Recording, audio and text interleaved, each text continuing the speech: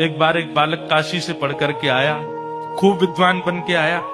अपने पिताजी के पास आकर के बोला, पिताजी मैं सब कुछ पढ़ के आया हूं, आप जहां से चाहो पूछ लो। तो पिता ने यही पूछा, बताओ पाप के बाप का नाम क्या है? नहीं बता पाया। बोले ये तो नहीं पढ़ाया गुरुजी ने। बोले ढूंढ के आओ कौन है पाप के बाप। बालक ने कल पढ़ा ढूंढने के लिए, तभी 2-3 दिन निकल गए, कहीं से उत्तर नहीं मिला पाप का बाप कौन। तभी एक घर के बाहर गौ माता खड़ी थी, तुलसी का पौधा लगा था। बालक ने सोचा किसी वैष्णव का घर है, 2-3 दिन हो गए कुछ खाया पिया नहीं, यहाँ पे कुछ पा लेता हूँ। उस घर में जैसे ही प्रवेश किया, वो किसी वैष्णव का घर नहीं था, एक वैश्या का घर था।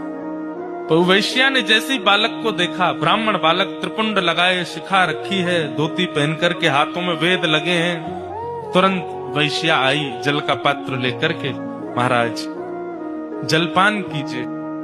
तो ब्राह्मण ने तुरंत जल लिया, पान किया, पान करके बोली, ये घर मुझे लगता है किसी वैष्णव का है, गोबर का चौका लगा है, बाहर गैया है, तुलसी का पौधा है, आप निश्चित ही कोई वैष्णव हैं।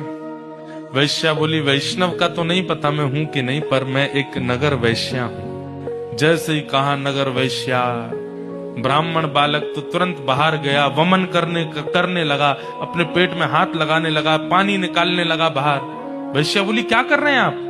बोले, पाप का बाप ढूंढने निकला था, वो तो मिला नहीं, तुम्हारे घर पर आके जल पी लिया, पाप और कर दिया मैंने। अरे तुम्हारे घर का पिएंगे हम, तुम्हारे हाथ का खाएंगे हम। जैसे ही सुना कि पाप के बाप को खोजने निकले थे, वैश्या ने मन में सोचा, ज्यादा दूर नहीं जाने दूंगी, यहीं मिलाती हूं।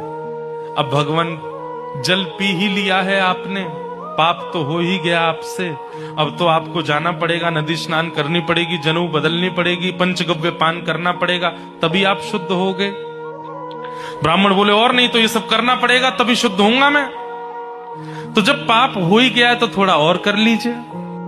बोले मतलब?